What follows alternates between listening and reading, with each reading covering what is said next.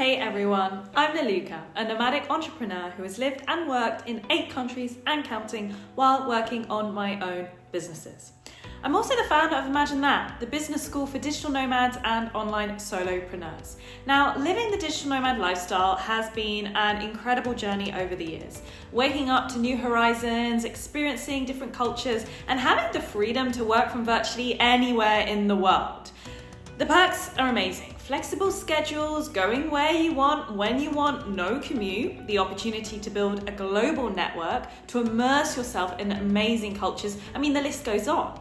Now, all of this is spoken about a lot, but there are some aspects of this lifestyle that aren't as glamorous as Instagram might make you believe. And today I want to share with you the 4 secrets no one tells you about when you become a digital nomad, and some tips to help you handle each of them.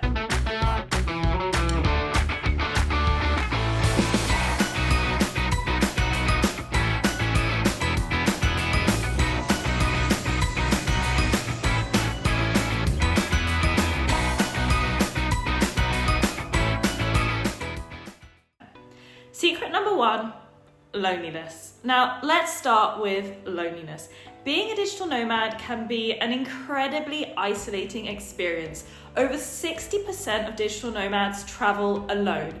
And while, yes, you meet tons of new people, these can feel like fleeting connections. You create an amazing connection with them and then bam, you move on or they move on. Now, without a stable community, it can be very tough to feel truly connected. And there have definitely been times where I have felt very lonely indeed, especially that first week when you land in a new place and know no one. Tip: actively seek out digital nomad communities, both online and in person. There are also co-working spaces, meetups, and digital nomad hubs around the world where you can connect with like-minded people. And remember, it's okay to invest time in building deeper relationships, even if it means that you're going to stay in a place a little longer. In my case, I try to stay somewhere at least 2 to 3 months so I can really form those deeper friendships and stay connected with people in the future. Secret number 2, travel burnout. Yep, travel burnout. Now, travel is hard on the body. This is something that just isn't spoken about enough. Constantly moving from one place to another while trying to maintain a work schedule can be exhausting. Add to that time zones and figuring everything out time and time again, it's a lot. The pressure to keep up with work deadlines while exploring a new city or country can basically lead to burnout.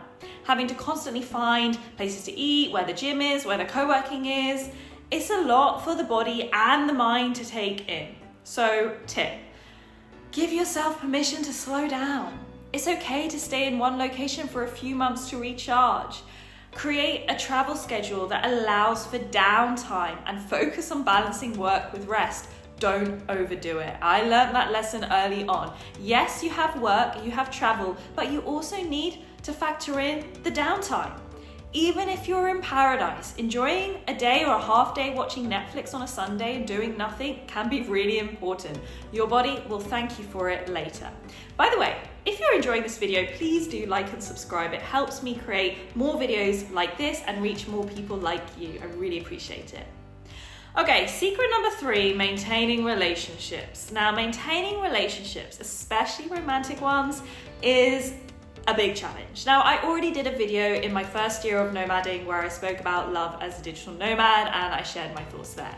But long distances, different time zones, the lack of face-to-face interaction can be hard on even the strongest relationships. It's difficult to be away from the people that you really care about for extended periods. And again, the number of times I've met someone great and then I leave or they leave, it can be really frustrating. But I'm also aware that this is a choice. This is a choice you make and it's part of the lifestyle for the chapter of your life while you have it. Tip: firstly, enjoy your freedom while you can. One day, it might be gone. Remember, lots of people would kill to have the option to just get up and go where they want. Secondly, know that communication is key. Make it a priority to stay in touch with your loved ones regularly. Now, one of my best friends I met in Valencia 2 years ago, we voice note almost every few days. And that has worked wonders for us in being able to stay in touch, even if I don't see her as much. If you're in a romantic relationship, it's crucial to have that open, honest discussion early on about how to make it work in the long term. Sometimes it might mean planning periods where you're not traveling so that you can focus more on your relationship. Secret number 4, not being able to buy nice things or possessions. That is the last secret that no one tells you about, not being able to buy cool stuff, because as a digital nomad, you learn to live out of a suitcase, and that means minimalism becomes a necessity.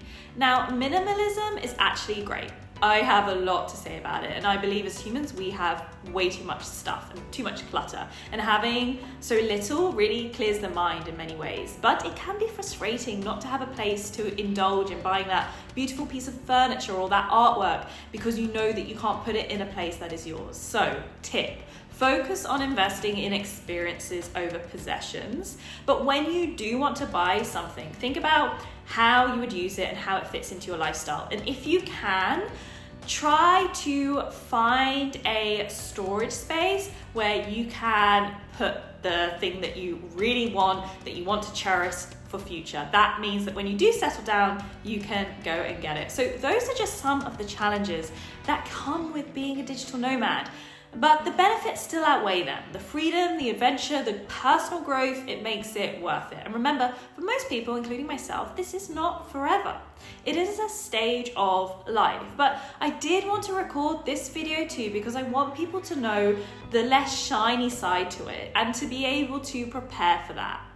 Now, if you're here considering this lifestyle but don't know how to get started, I'm here to help because I do think if you have the chance, you should go for it. So you can join over 600 people in the Imagine That community via the link in comments. And if you're sat there thinking, well, how can I sustain my career? And you want to start an online professional service, coaching or consulting for yourself, but you don't know where to begin, then you can also find me on LinkedIn.